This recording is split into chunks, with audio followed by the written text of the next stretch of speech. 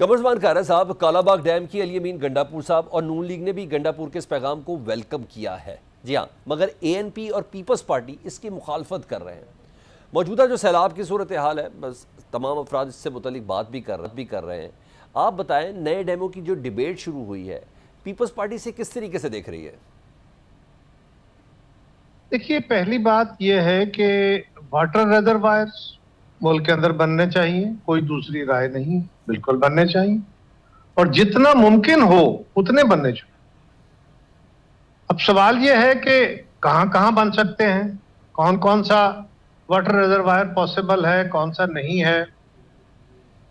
मुल्क के अंदर पानी की तकसीम, इस वक्त तो पानी एक अजाब की सूरत बना हुआ है, जो फ्लड आ गया है, लेकिन ये कुदरत का इनाम भी है और ये लाइफलाइन भी है।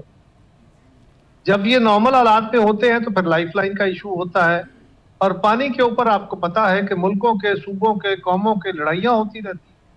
हमारा और हिंदुस्तान का मेन क्लैश आजकल क्या है? कश्मीर के बाद हमारा पानी की तकसीम का बड़ा इशू, इसी तरह सूबों के दरमियान भी होता है। सो कुछ चीजों पे सूबों का इत्तेफाक है, कुछ पे नहीं है। खैबर पख्तूनख्वा के अंदर ANP ही नहीं, और भी बहुत सारे लोगों का कालाबाग डैम के ऊपर एतराज है। पीपल्स पार्टी के भी कुछ एतराजात हैं।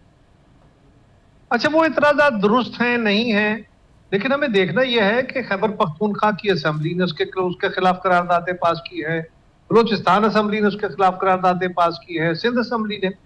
सो इसका मतलब यह है कि अभी उस पर इत्तेफाक राय नहीं है। अब इत्तेफाक राय का होना बहुत जरूरी है कौमों के लिए। डैम बहुत जरूरी है, लेकिन इत्तेफाक राय उससे भी ज्यादा जरूरी। डैम के बगैर तो गुजारा हो सकता है, इत्तेफाक राय के बगैर मुल्क इकट्ठा नहीं रह सकता। सो हमें बहुत सोच समझ के ये बहस छेड़नी चाहिए। अली अमीन साहब को तो ये बात सूट करती है कि कोई ऐसा नॉन इशू छिड़ जाए कि उनकी बैड गवर्नेंस और उनकी नालायकियों की तरफ तवज्जो कम हो जाए और लोग नॉन इशू के ऊपर भाग पड़े। पानी का रिजर्वायर आज जहां पे जिस पे हम बातें कर रहे हैं, जरा गौर कीजिए, सतलुज के ऊपर कोई डैम बन सकता है? Answer is no. चनाब के ऊपर कोई डैम बन सकता है? Answer is no. रावी के ऊपर कोई डैम बन सकता है? Answer is no. हाँ, आप वाटर रिजर्वायर बना सकते हैं, बैराजेस बना सकते हैं, वो टेक्निकल लोग ही बता सकते हैं कि कहां कहां पॉसिबल है। जहां जहां मुमकिन हो जरूर बनाइए। दसियों बनते हैं, दसियों बनाइए। दूसरा जो इशू है जेहलम का, दरिया जेहलम के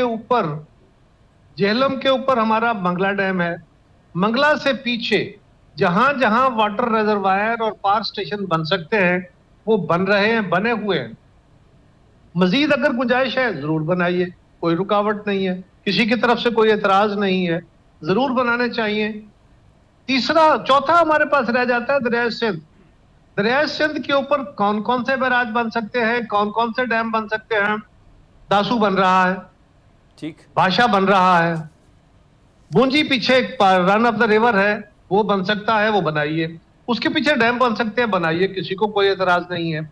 एक ऐसा डैम जिसके ऊपर अभी पहले ही निज़ा है, पहले ही इख्तलाफ है, उस इख्तलाफ को आज इस वक्त छेड़ना और अवाम के जज्बात को बरांगेख्ता करना, आज यूनिटी की जरूरत है, आप उस पर इख्तलाफ ला रहे हैं। ठीक है। उसका अच्छा तरीका है कि बजाय इसके कि इसको सोशल और मीडिया की डिबेट बनाया जाए, इसको संजीदगी से अली अमीन साहब अपनी जमातों के अंदर खैबर पख्तूनख्वा में डिबेट करें और बाकी जाके सिंध से डिबेट करें। अगर इस पे इत्तेफाक बनता है तो जरूर करें, लेकिन जब तक वो इत्तेफाक राय नहीं होता, ठीक है, आप नॉन इशू को इशू बना के हालात खराब करना चाहते हैं, इसलिए ठीक है। पीपल्स पार्टी इसको कह रही है। बहुत शुक्रिया। कमरजमान कारा साहब हमसे बात कर रहे थे। उनका एक कंसेंसस के साथ किसी भी प्रोजेक्ट को एग्जीक्यूट किया जा सकता है, लेकिन मीडिया पर यह गैर ज़रूरी बहस अभी ज़रूरी नहीं है। सबसे पहले खैबर पख्तूनख्वा में अपने जो सियासी दोस्त हैं उनके साथ बैठा जाए, फिर पाकिस्तान पीपल्स पार्टी भी इस डैम पे या किसी भी डैम पर बात करने के लिए तैयार है।